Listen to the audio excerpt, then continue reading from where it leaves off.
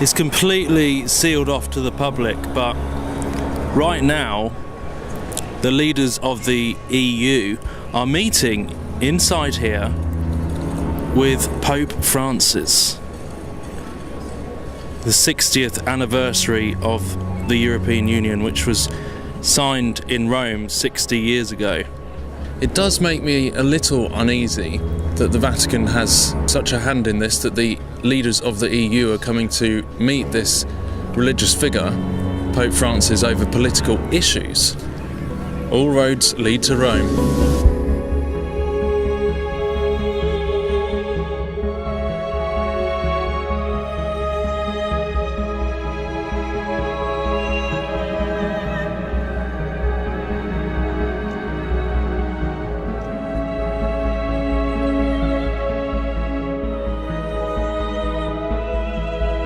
Recently, Pope Francis disbanded the leader of the Knights of Malta, if I understand correctly. So it is concerning seeing the amount of power the Jesuits are taking at this present time. So make of it what you will, but this is the day and age we live in. There's so many changes that are happening, particularly under Pope Francis.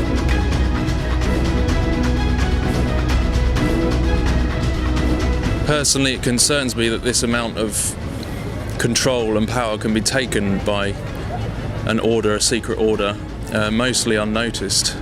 There were some posters that were put up around Rome a few weeks ago which kind of showed that there is division within the Catholic Church itself. The conservative Catholics are not happy with what Pope Francis is doing either.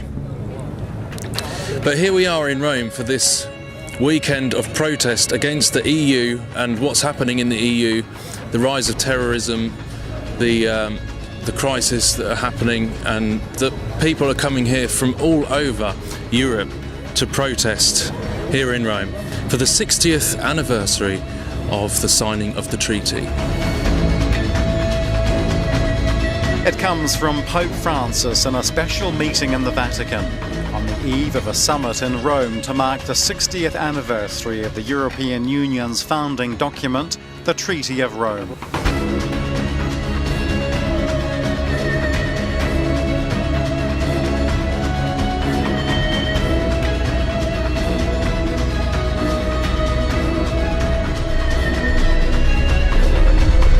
I will show unto thee the judgment of the great whore that sitteth upon many waters.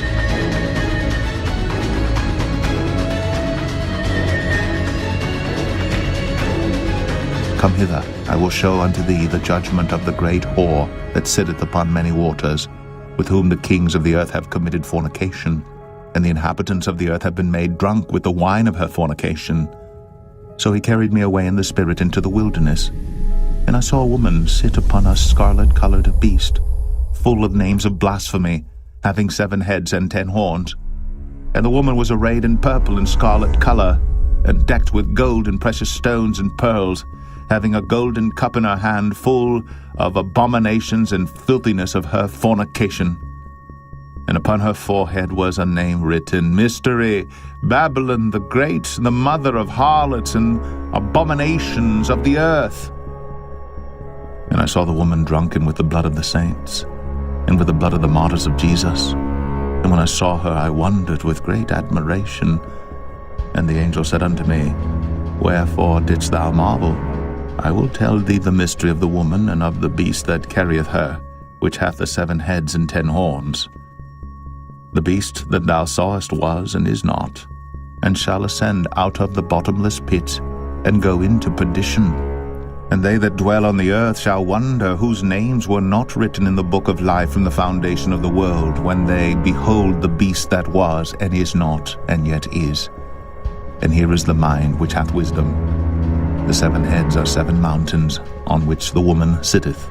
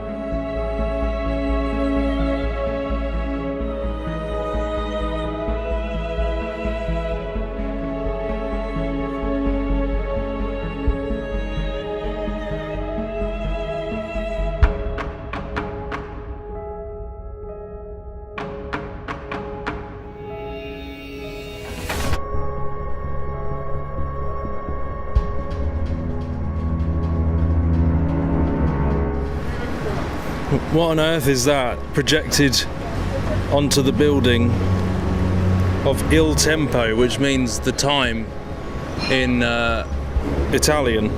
Look at this projection with the clock as this creature's eye.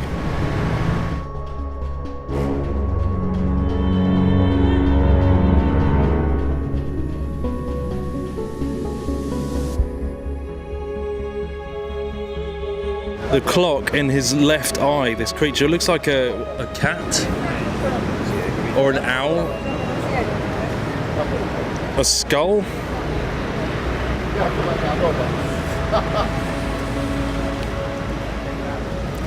Some really weird symbolism around this celebration of the superstate of Europe, Europa.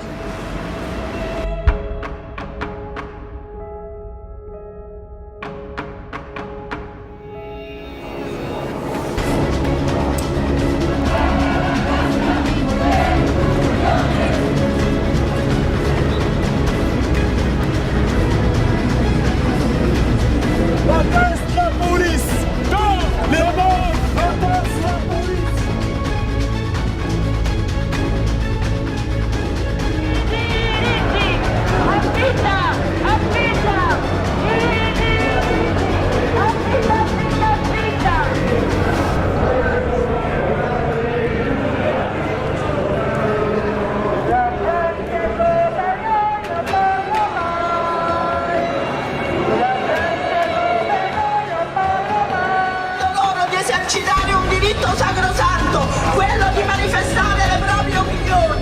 È una cosa gravissima, ne risponderanno i Miti, ne risponderà Gentiloni.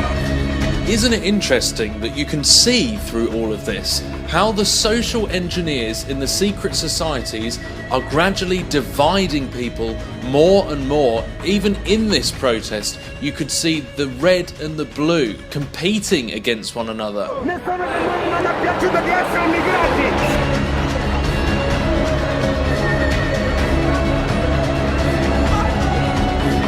And it's just the same Illuminati agendas that are playing out before our very eyes, all orchestrated to divide and conquer and lead society towards the New World Order.